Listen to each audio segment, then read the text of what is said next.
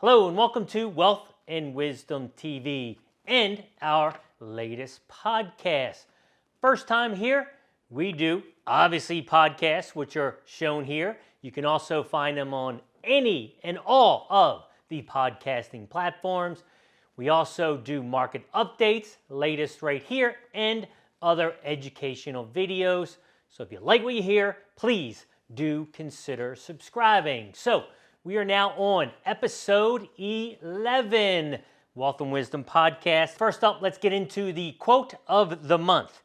It's not how much money you make, but how much money you keep, how hard it works for you, and how many generations you keep it for.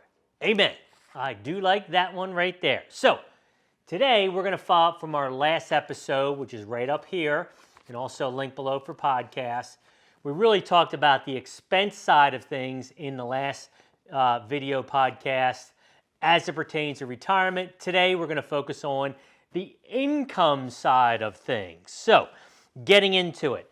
Why is understanding income retirement critical for financial stability, and what could happen if you don't have a clear picture of your retirement income? So, a couple things here. I always mention this in the videos, but this is why we do financial planning. Yes, of course, we do money management, tax planning, etc.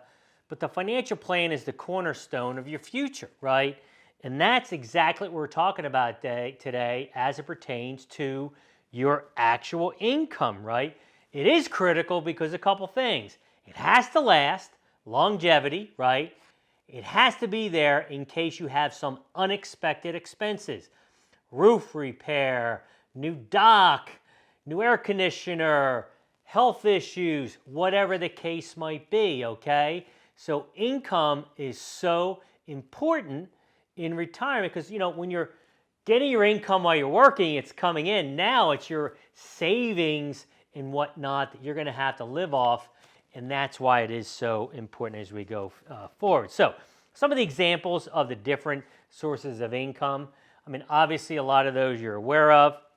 Pensions, yeah, I see a little bit of those, but our generations, they're really not available. The generations, millennials, Gen X, I would not expect that at all, but we still see them, especially as it pertains to government employees. IRAs, no doubt, that's generally the biggest one because you do a rollover IRA. Roth, right? People have been saving, maybe utilizing Roth IRAs. 401ks, of course, making sure that you have been putting money into your 401k over all those years. Lump sum distributions, okay? Social Security, obviously, right? That's a guaranteed income source like a pension, except that everyone should be getting that. Annuities, not a big believer in annuities, but yes, we do have clients that have annuities for various reasons, so that is a way to get some income. Dividends. Personally, I'm not a big dividend investor because, you look at right now, right? The dividend to value market's probably one of the worst performing. Some big names have really taken a big hit. So it could have a nice dividend, but if it's down 20%, it's not really doing you too much. Up markets, whatever the case might be in that area, yes, we'll go for those dividends. Okay, what else have we got here? Rental income. Have a lot of folks that have some rental income. And then part-time. Today, it's not so much some clients need it, but they want to get out of the house and they want to work 2-3 days a week. Some do things they like, photography and whatnot, and charge for that, maybe real estate photography. So there's a lot of different sources of where this can come from. And again, all this goes into that financial plan, and we can look at it taking, rental income for this amount of years, then you sell the property, part-time work, whatever the case might be, okay? Should you have income from a diversity of sources, or can you rely more on heavily just on one of those? Obviously, having multiple sources is the best, right? So kind of like a three-legged stool, right? If it's two, it's going to fall over. So best case scenario, if you have that pension, right? There's your backbone. But then you've got Social Security, right, which is a guaranteed income stream. Okay, that would be number two.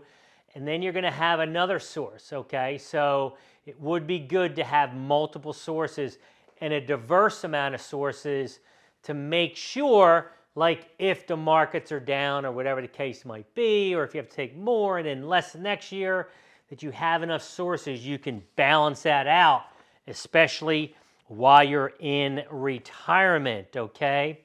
So what is considered guaranteed income? How should you balance guaranteed versus non-guaranteed? So guaranteed, I've talked about that, right?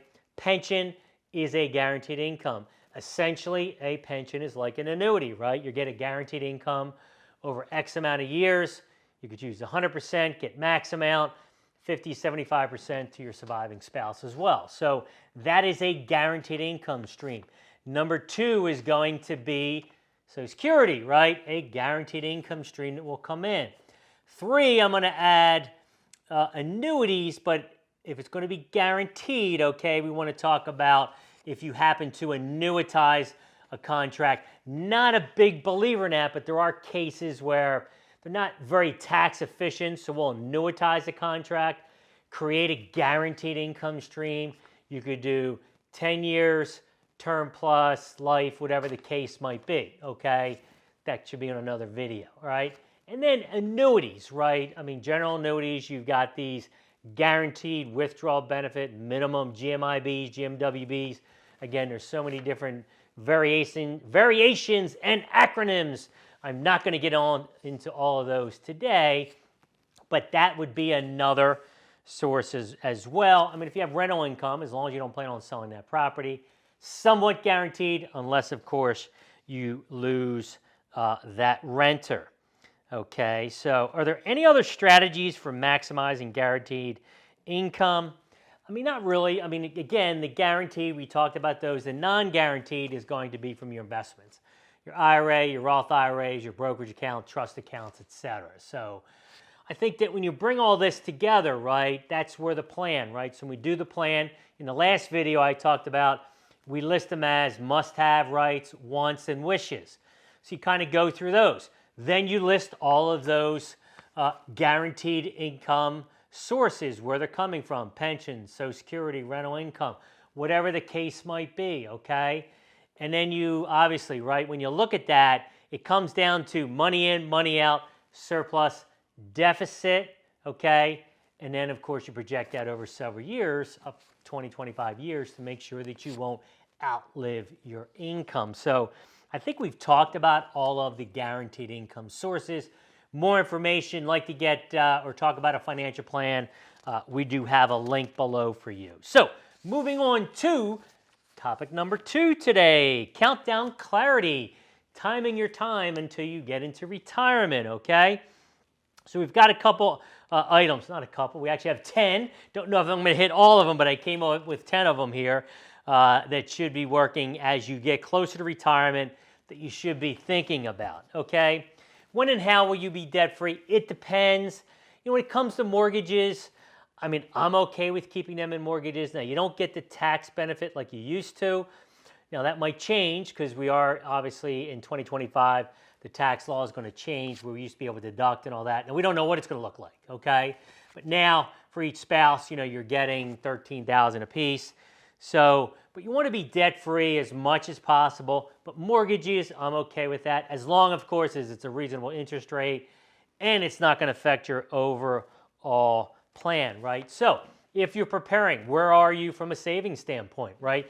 We can do that in a plan. You need, you know, you're behind, but if we add an additional 10,000, 15, 20,000, whatever the case might be, what's the impact of that over year, okay, to make sure that you can get there, okay? Key, I'm not going to get too much into this. I have videos on a whole section on Social Security, but when should you take Social Security? Now, definitely don't want to take it at 62 unless extreme circumstances. But what I'm finding is with my 64, 65-year-olds, right? So if you start at 62, each year you delay, you essentially get an 8% bump, okay? Well, the last 2 years, right, we had a 6% increase and then a 9% increase in 2022. Those are significant on top of the other ones. So I'm seeing a lot of 64, 65-year-olds that number is even higher than when we first looked at it 7, 8 years ago. So we're saying, hey, if this number is good, it's still better. Again, you have to look at the spousal situation, who's higher and lower. But we might be taking out at 64, 65, 66 instead of FRA, which is full retirement age, depending on your age, but generally around 67. Should you stay in your home and downsize? Well, that's a tough one right now because if you downsize, you sell your home, you're probably giving up, if you have a mortgage, a 3% mortgage, and you're getting a 7.25% mortgage, and that doesn't work right now, okay? So all of that depends on your scenario and cash flow. Again, all handled during the financial planning process as you prepare. Too much risk in your portfolio? Absolutely. Have a new client just came on. Very, very aggressive. I do have some cash to offset it, but we're talking 95% invested in the market. Makes me a little queasy just thinking about it. So making sure you're invested properly as you get there. I mean, we had the hit last year. Personally, recording this late July, I think we're in another bubble. We're probably due for another pullback. But do you want to have another pullback, whether it's 10, 15, 20, whatever percent, right? So you got to be careful when it comes to that as you get closer to retirement. Last one I'll just add in here, what do your income expenses look like in retirement? And we've addressed that in the last two videos, right? Looking at those must-have, wants, and wishes on the expense side and the income side. So next up, let's go to Mailbag. All right, today's mailbag. I actually have 4 that I like this month. So we have Rachel in Charlotte. Okay, our daughter and her boyfriend are thinking about buying a house together. Should we help them out with a down payment? That seems like it would be more helpful to them than just getting them the money from us 20 years ago when we die. Okay, so this is always a tough one, okay? So, a couple things. You hear the term boyfriend. Now, because of that alone, you want to be careful, okay? Because, if you want to gift it to your child, I agree. Is that a good strategy? Give it now versus later. They need it now to buy the home. But just make sure you have some legal documents in place. If you're giving this amount and the other person isn't bringing it or the other parents aren't bringing it, make sure when that house is sold that your daughter, yes, your daughter is getting her part of that sale of the home. So just be careful here. Don't always like that. But I'm okay with that, but just making sure also it does not affect you and your plan and your cash flow. Make sure you take care of yourself first. Andy in Denver, Colorado. I've been told I need to make sure I have a mortgage when I retire because that will be the only tax deduction I'll have at that point. I've been paying extra in my house to have it paid off by the time I retire, but maybe I should slow down on that plan. Well, first off, I just told you this, right? You're really not getting a deduction from a mortgage today, okay? So you get standardized deductions unless, if you work for yourself, do you have an abundance of deductions that you're going above the standardized deductions right now? So no particular benefit. Now, as far as paying it off before retirement, sure, if you can do it, if it gives you peace of mind, absolutely take care of it. Just remember, okay, one thing about homes, and everyone's situation's different, right? It is an illiquid asset. So if you need to tap it down the road, you can do that. Line of credits, although line of credits right now are outrageously high. But again, that's something you want to think about, and you should plan for that when you're working with your advisor, okay? Clark in San Francisco. Our home is no longer ideal for us. It's much too big, too much to keep up now that our kids are grown and they're gone. We'd like to move, but we'll only be working for like 4 to 5 years, then retiring to another state. Would it be a bad idea to move twice in a short period of time? Seems expensive, and I don't want to mess up my retirement plans. Yes. How's that answer? Yes. Okay, why do I say that? Just mention it, right? You've got, I don't know your circumstance about the mortgage, right? I want to make sure that when you're moving here, do you have a mortgage? You don't. You don't mention that, but, if you're paying cash for another house, that's one thing. Let's look at that market, right? We've had a huge run-up, okay, in home costs right now. And even now, you're not seeing a lot of existing home sale. It's, in fact, dormant.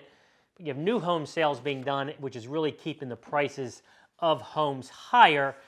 So you have to keep that in mind. And are you going to make that back in 5 years? I don't think you will. Okay, so that's number one.